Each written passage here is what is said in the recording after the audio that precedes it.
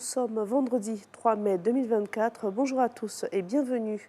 Hier jeudi, le président directeur général du groupe Montage Gold s'est rendu au domicile du président Alassane Ouattara où il a été reçu en audience. Sa société vient de découvrir un important gisement d'or ici en Côte d'Ivoire, le plus grand découvert dans le pays.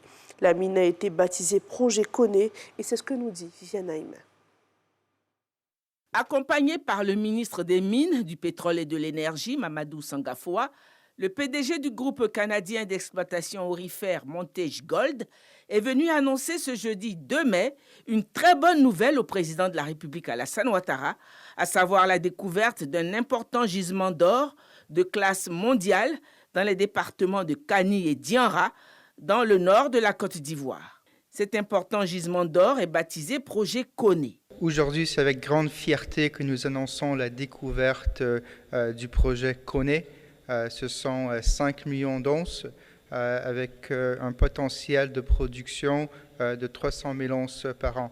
En termes d'usine, on part de 11 millions de tonnes par an, qui serait de loin la plus grande usine en Côte d'Ivoire et la troisième plus grande usine dans la sous-région. Ça nécessitera des investissements de 400 milliards de francs de CFA. Avec le groupe Montage, notre ambition est d'en faire un grand groupe africain, commençant par la Côte d'Ivoire. Vu que personnellement, ça fait 15 ans que je travaille ici dans le pays, c'est avec une grande fierté d'avancer ce projet avec l'appui de la famille Lundin en tant qu'actionnaire principal. Notre objectif, c'est d'avancer ce projet d'une façon gagnante-gagnante avec nos partenaires locaux et avec l'État. Donc avec ceci, j'aimerais remercier l'État, la Chambre des mines, le ministère des Mines et Géologie et tous les participants locaux qui nous aident à avancer ce projet. 5 millions d'onces, soit une capacité de 155,5 tonnes d'or. L'exploitation du gisement par Montage Gold permettra de traiter 11 millions de tonnes de minerais par an pendant 16 ans. L'exploitation du gisement Koné va nécessiter un investissement de plus de 400 milliards de francs. Ce projet aura un impact important sur l'économie. Les recettes fiscales et les revenus des fournisseurs de biens et services locaux sont estimés à 1 500 milliards de francs, sans compter les projets de développement locaux qui seront réalisés au bénéfice des communautés riveraines et qui sont estimés à 20 milliards de francs.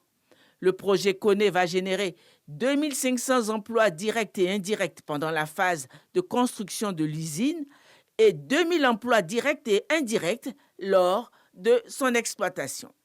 Cette importante découverte minière a été rendue possible grâce à l'amélioration continue de l'environnement des affaires sous le leadership du président de la République Alassane Ouattara, ainsi que le climat de paix et de sécurité qui règne dans le pays. Eh bien, ce vendredi, le monde entier célèbre la journée mondiale de la liberté de la presse. Elle a été instaurée en 1993 par l'ONU. Cette 31e édition sera consacrée à l'importance du journalisme et de la liberté d'expression dans le contexte de la crise environnementale mondiale actuelle. Ici, en Côte d'Ivoire, le thème retenu cette année est « Soyons tous responsables et mobilisés face au réchauffement climatique ». Et ce jour, une marche sera organisée en l'honneur des journalistes de Côte d'Ivoire à partir de 8 h, ici dans la commune de Cocody.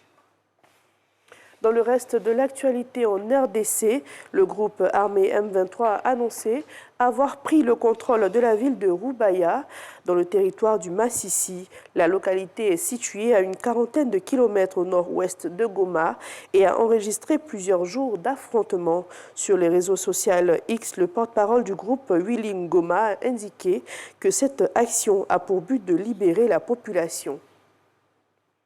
Dernière actualité, cette fois au Kenya, le bilan des inondations s'est alourdi.